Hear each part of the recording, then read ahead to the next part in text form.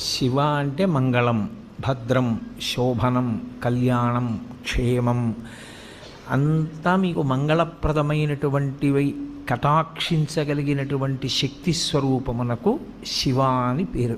అందుకే శివునకు అమంగళమునకు సంబంధం ఉండదు. అసలు ఆయన ఎన్నడూ అమంగళము చేయువాడు కాడు. ఎప్పుడూ మంగళం చేసేవాడెవరో, ఎప్పుడూ భద్రాన్ని చేకూర్చేవాడెవరో, ఎవరి అనుగ్రహం చేత శుభ పరంపర మనకి కలుగుతుందో అటువంటి మహానుభావుణ్ణి శివ అని సంకేతిస్తాం. శివునకు ఒక రూపము కాదు. యథార్థమునకు అసలు పరమేశ్వరుడికి ఒక రూపం ఉంటే కదూ, కోటేశ్వరరావు అంటే ఏదో ఒక రూపంతో ఉంటాడు. పరమేశ్వరుడికి అలా ఒక రూపం ఉండదు.